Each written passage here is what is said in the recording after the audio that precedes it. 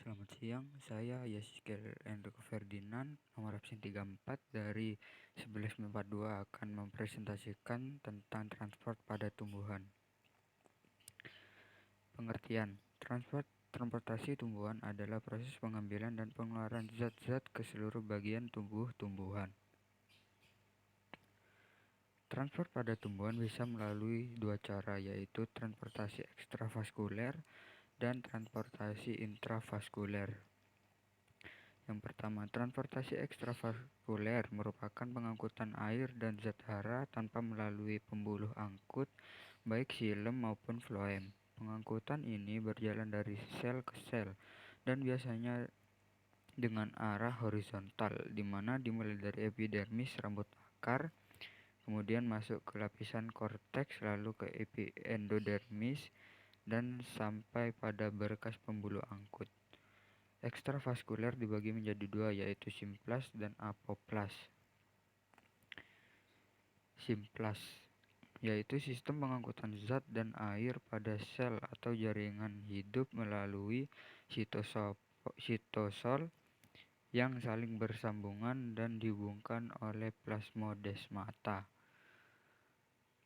Transportasi simplas dimulai dari sel-sel rambut akar menuju sel-sel parenkim korteks, lalu menuju endodermis, lalu ke parisikel, lalu menuju silinder pusat, dan yang terakhir di xilem. Pada sistem simplas, perpindahan air tanah terjadi secara osmosis dan transfer aktif melalui plasmodesmata.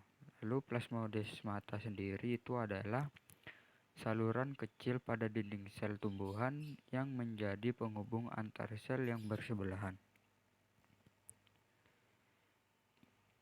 Apoplas yaitu sistem pengangkutan zat dan air pada sel atau jaringan mati melalui dinding sel dan ruang antar sel, namun tidak terjadi jika melalui endodermis karena adanya pita Kaspari. Transportasi apoplas sendiri adalah air dari tanah diserap akar melalui proses difusi dan transfer pasif. Selanjutnya, air akan melewati ruang-ruang antar sel, namun transportasi apoplas tidak dapat melewati endodermis karena terhalang pita Kaspari. Air menuju endodermis ditransfer secara simplas melalui sel peresap.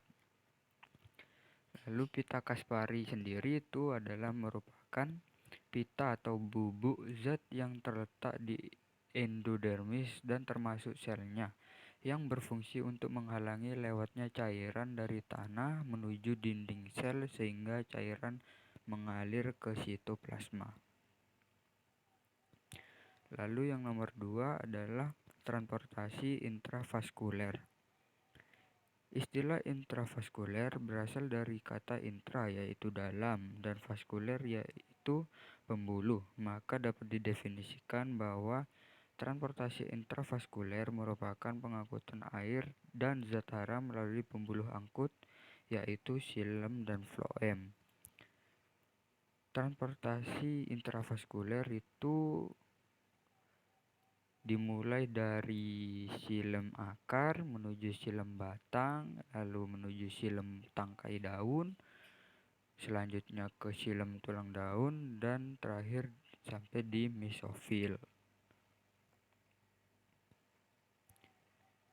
Teori yang pertama itu adalah teori vital, menyatakan bahwa perjalanan air dari akar menuju daun dapat terlaksana karena adanya sel-sel hidup, misalnya sel-sel parenkim dan jari-jari empulur di sekitar xilem. Lalu teori yang kedua, teori Dickson-Joly. Teori Dickson-Joly menyatakan bahwa naiknya air ke atas karena tarikan dari atas, yaitu ketika daun melakukan transpirasi, air selalu bergerak dari daerah basah ke daerah kering. Lalu teori yang ketiga adalah teori tekanan akar.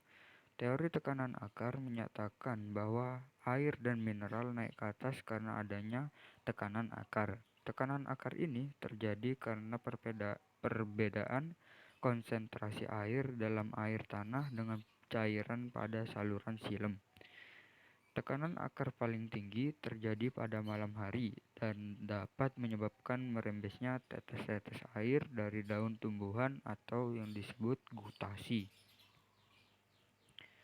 Sekian penjelasan dari saya, kurang lebihnya mohon maaf. Terima kasih.